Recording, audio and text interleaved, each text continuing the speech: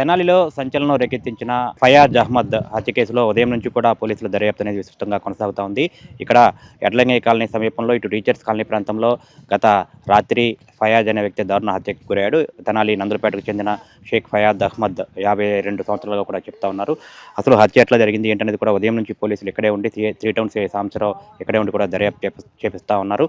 Clues team రంగంలోకి దించారు. అట్లాగే డాగ్ స్క్వాడ్ను కూడా రప్పించి విచారణ చేస్తూ ఉన్నారు. సార్, ప్రాథమికంగా ఈ హత్యకు సంబంధించి ఏమైనా ఆధారాలు సేకరించడం జరిగిందా?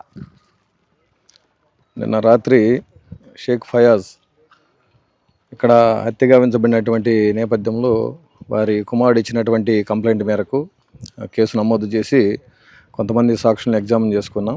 అదేవిధంగా సైంటిఫిక్గా దీన్ని ఎస్టాబ్లిష్ చేయాలి కాబట్టి క్లూస్ టీమ్ని, అదేవిధంగా డాగ్ స్క్వాడ్ని, ఎఫ్ఎస్ఎల్ టీం కూడా ఇక్కడ రావడం అనేది జరిగింది. వారి ద్వారా కొంత డేటా అయితే మేము కలెక్ట్ చేసుకోవడం అనేది జరిగింది. కొన్ని అక్కడ ఉన్నటువంటి మోటార్ సైకిల్, అదేవిధంగా అక్కడ ఉన్నటువంటి దాని ద్వారా కొద్దిగా సాక్ష్యాధారాలను కూడా సేకరించుకోవడం అనేది జరిగింది. ప్రాథమికంగా ఇప్పటివరకు మాకు లభించింది ఏమంటే కొంత క్రైమ్ సీన్లో కొద్దిగా ఎవిడెన్స్ మాకు ఎస్టాబ్లిష్ అయింది కాబట్టి దాన్ని బేస్ చేసుకొని తర్వాత సైంటిఫిక్గా కూడా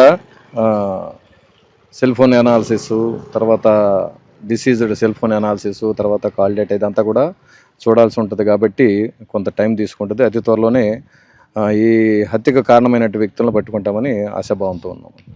అంటే ఇది మారుమూల ప్రాంతంలో ఉంది, నిర్మాణ ప్రదేశంలో. ఇక్కడికి సంబంధించి ఏదైనా అనుమానితులు ఎవరైనా ఉన్నారా, లేకపోతే కనుక ఇక్కడ ఏదైనా గంజాయి బ్యాచ్ కానీ అట్లాంటి ఏదైనా ఆ కోణంలో జరిగినట్టుగా చెప్తా ఉన్నారు? అంటే గంజాయి బ్యాచ్ అనేది ఇక్కడ గత కొంతకాలంగా మన తెనాలి పట్టణంలో లేదు కాబట్టి అది కరాఖండితంగా చెప్పగలం. గంజాయి అయితే కాదు, ఇది ఇంటీరియర్ ఏరియా కాబట్టి ఎలా జరిగింది అనేది అన్ని కోణాల్లో దర్యాప్తు చేయాల్సి ఉంది. ఇక్కడ నియర్ బై సీసీ క్యామ్స్ కూడా ఉన్నాయి. వాటిని కూడా సీసీ కెమెరాస్ అనాలిసిస్ చేసేటువంటి కుర్రాళ్ళు కూడా తీసుకొని వచ్చాం. అదేవిధంగా రైల్వే గేట్ దగ్గర ఒక సీసీ కెమెరా ఉంది.